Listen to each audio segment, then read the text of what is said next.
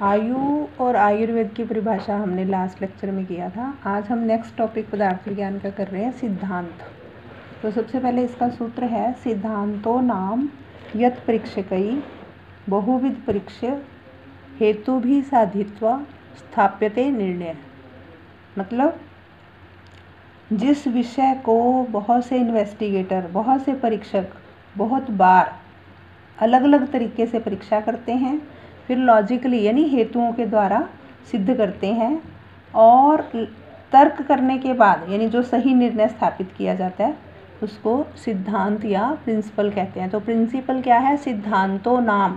सिद्धांत उसे कहा गया है जिसको परीक्षक लोग बहुत तरीके से परीक्षा करते हैं, फिर हेतुओं के द्वारा सिद्ध करते हैं और फिर किसी तर्क संगत निर्णय पे पहुंचते हैं, उसे सिद्धांत कहा गया है। तो अब है सिद्धांत का वर्गीकरण।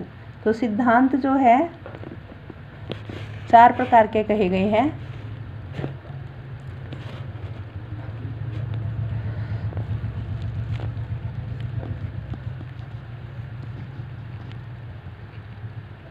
सर्वतंत्र सिद्धांत, प्रतितंत्र सिद्धांत, अधिकरण सिद्धांत और अभिउपगम सिद्धांत। तो सबसे पहला है सर्वतंत्र। सर्व मीन्स सभी और तंत्र मीन्स साइंसेस, यानी ऐसा प्रिंसिपल जो सभी साइंसेस में है। यानी इसका सीधा सीधा अर्थ ये निकलेगा कि जो सिद्धांत एक शास्त्र में प्रसिद्ध है और वो दूसरे शास्त्रों में भी प्रसिद्ध है, यानी सभी उस चीज़ को मानते हैं, सभी साइंसेस उस चीज़ को मानती हैं। जैसे छोटा सा उदाहरण, जैसे अपनी आंखें 2 हैं मनुष्य की, तो ये 2 आँख वाला जो है सभी साइंसेस 2 ही आँख मानती हैं, 2 ही कान मानते हैं, है ना।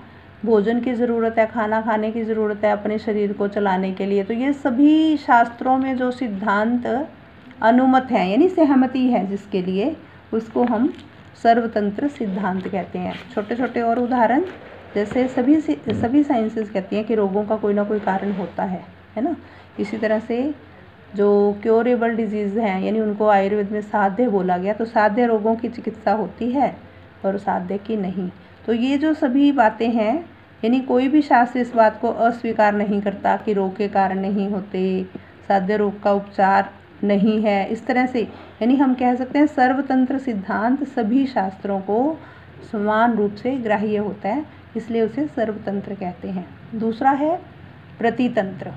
तो जो प्रतितंत्र यानी जो सिद्धांत एक शास्त्र में प्रसिद्ध हो, एक शास्त्र में व्यवहरित हो, यानी व्यवहार में हो, लागू हो, उसे हम प्रतितंत्र। जैसे आयुर्वेद के अपने सिद्धांत हैं, जैसे पंचमहाभूत सिद्धांत, त्रिदोष सिद्धांत, त्रिगुण सिद्धांत। इसी तरह से आयुर्वेद में रस 6 माने गए हैं। किसी किसी जगह पे रस 4 ही बोल देते हैं या किसी शास्त्र में 8 रस बोल देते हैं। तो वो उन शास्त्रों के अपने सिद्धांत हैं। जैसे इंद्रियां 11 मानी गई हैं, 5 ज्ञान इंद्रियां, 5 कर्म इंद्रियां और 1 उभय इंद्रिय मन। पर कहीं कहीं पे इंद्रियां 5 ही कही गई हैं। तो यानी जो अलग अलग साइंसेस में अलग अलग सिद्धांत, उनके अपने विशेष सिद्धांत हैं, उनको हम प्रतितंत्र सिद्धांत कहते हैं। यानी ये सिद्धांत जो है किसी शास्त्र विशेष में ही लागू होते हैं, दूसरे में नहीं लागू होते। उसके बाद है अधिकरण सिद्धांत। तो जो तथ्य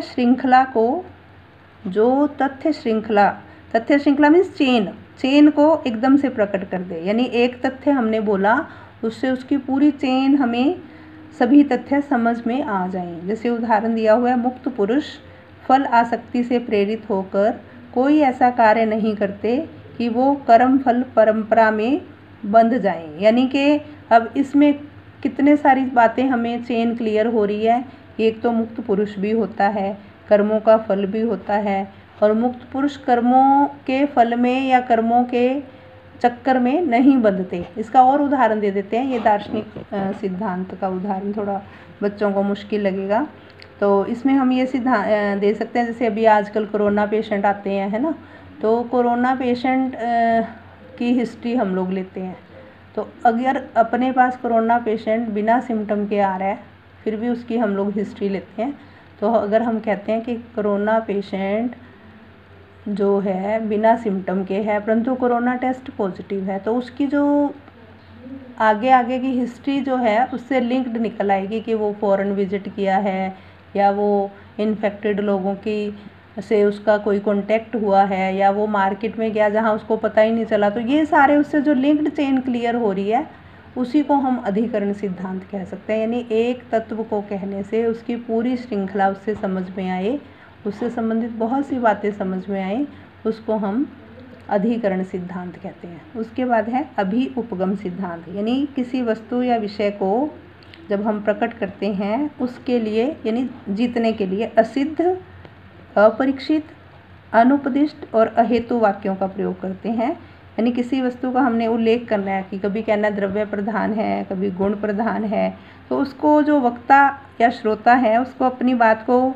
सिद्ध करने के लिए उसकी महत्वपूर्ण कारण बताता है। यानी इस वजह से ये चीज़ महत्वपूर्ण है, चाहे वो सिद्धांत अहेतुक हो, अपरीक्षित हो या अनुपदिष्ट हो, परंतु वक्ता या श्रोता अपने सिद्धांत को कसौटी पर खरा उतरने के लिए उसी विषय को महत्वपूर्ण बताता है, तो उसको हम अभिउपगम सिद्धांत कहते हैं। तो यानी किसी में विशेष चातुर्य होता है, विशेष बुद्धि होती है जिससे वो कम इम्पॉर्टेंट चीज़ को भी बहुत इम्पॉर्टेंट बता देता है, तो उस सिद्धांत को हम अभिउपगम सिद्धांत कहते हैं। तो आयुर्वेद के जो सिद्धांत हैं बहुत ही युक्ति कौशल से, बहुत ही सोच विचार के बनाए गए हैं। तो आयुर्वेद के जितने भी सिद्धांत हैं उनमें जो पूरा आयुर्वेद है इन 4 सिद्धांतों से जुड़ा हुआ है, सर्वतंत्र से, प्रतितंत्र, अधिकरण, अभिउपगम सिद्धांत से। और इनको जान लेने से क्या फ़ायदा होगा?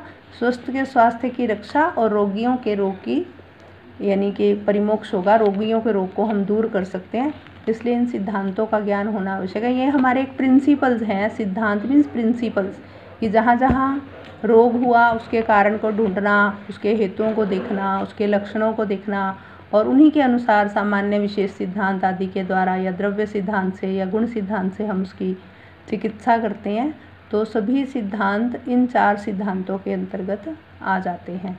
तो इस तरह से सिद्धांत की परिभाषा करनी है, उसके चारों प्रकार और उन हर सिद्धांत का एक एक अर्थ हम लोगों को समझना है। तो चलो नेक्स्ट टॉपिक हम नेक्स्ट डे करेंगे। Thank you.